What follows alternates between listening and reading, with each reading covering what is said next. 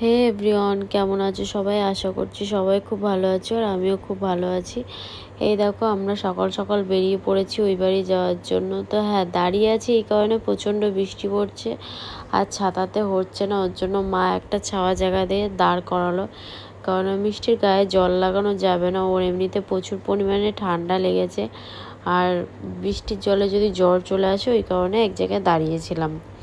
তো তারপর বৃষ্টিটা কমার পর আমরা চলে এসেছি এই বাড়িতে। এই যে বিনোদ চলে এসছে, মা আর আমি আর মিষ্টি একসাথে এসেছি, বিনোদ পরে এসছে।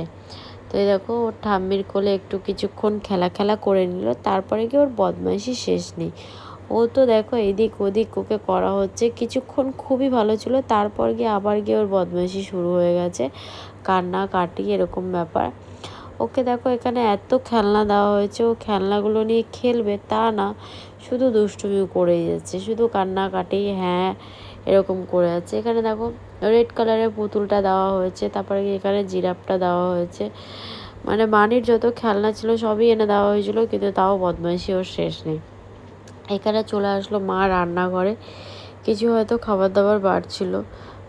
আমার মা এসছে এখানে ফার্স্ট টাইম, বাবাকে দেখতে এসেছে, কেননা বাবার শরীরটা একদমই ভালো না, তোমরা ভালোই জানো যে বাবার শরীরটা একদমই ভালো না, উঠতে পারে না, ওই কারণে মা আসবে করে এই যে আজকে এলো। আর এই দেখো, মিষ্টিকে নিয়ে আমি ঘোরাফেরা করছি, ওর পাপা ঘোরাফেরা করছে, ও থাকতেই চায় না, হেভি বদ, শুধু কান্নাকাটি করে।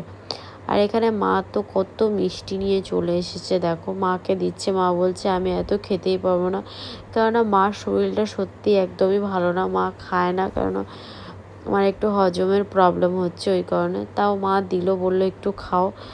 তো এই যে বিনোদ নিয়ে এখানে বদমাইশি করছে বিনোদের সাথে মেয়ে, দেখো।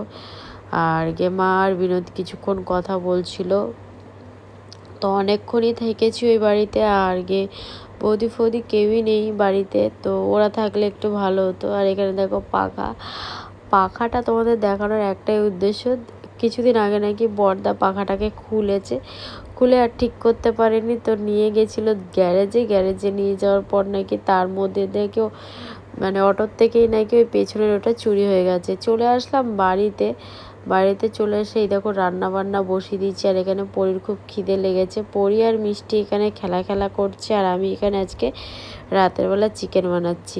তো ভিডিওটা আমি এখানেই শেষ করলাম।